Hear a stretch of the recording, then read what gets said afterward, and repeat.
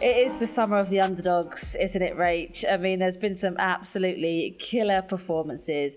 The Philippines, Vietnam, Ireland, just to name a few. Costa Rica, I thought, had a really good performance as well, really good innings. But let's start first off with the Philippines. They got their first ever win at a Women's World Cup, beating the co-host New Zealand 1-0.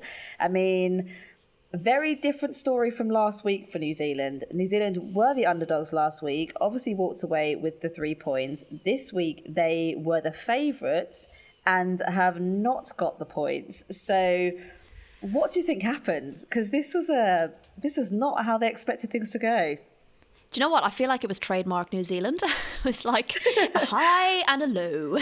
The Philippines are just first World Cup, first goal, first win. I mean, bang, bang, bang, job done.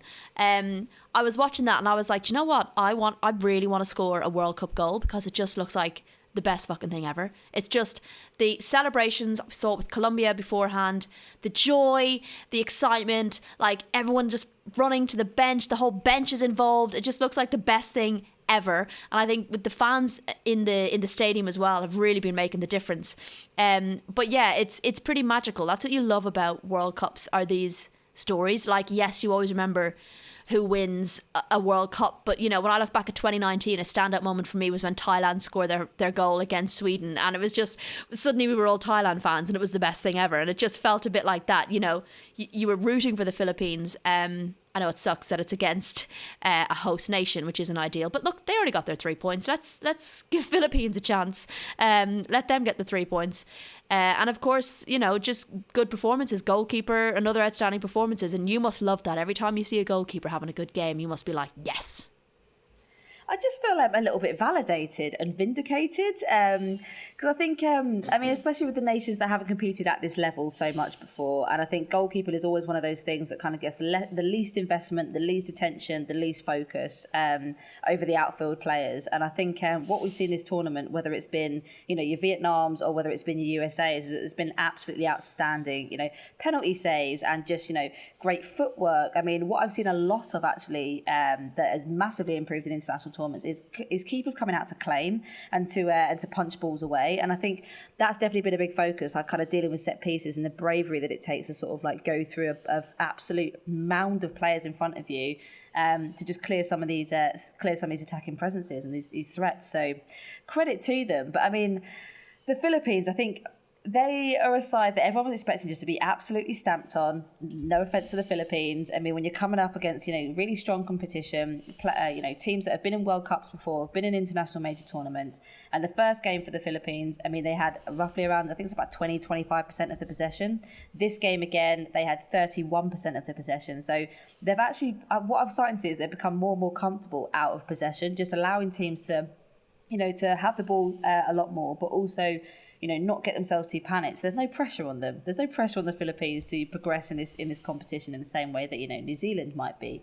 So, and I think when you kind of look at, you know, the chances that they had, I mean, New Zealand in this game had 16 shots, 4 shots on target. The Philippines had 4 shots, 1 on target, and then converted the only chance that they had. That's the same percentage.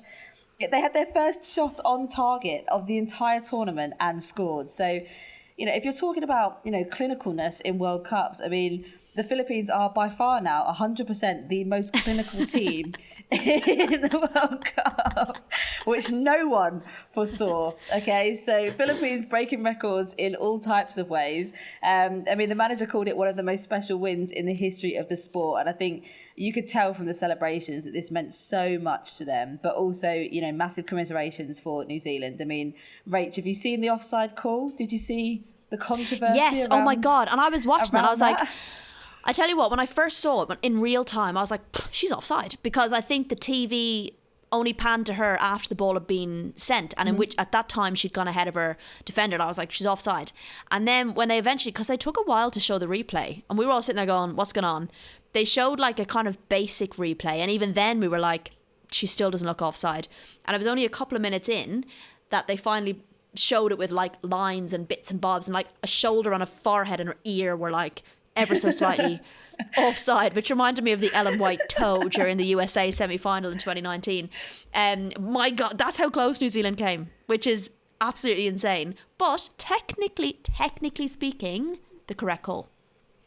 Yes, I mean, you have to draw a line somewhere. Okay, there has to be a backstop. But I did think, I mean, there is a really funny graphic on the Athletics Insta page, and it is literally just her ear over the line. And I just think you can score with it, Chloe. It counts.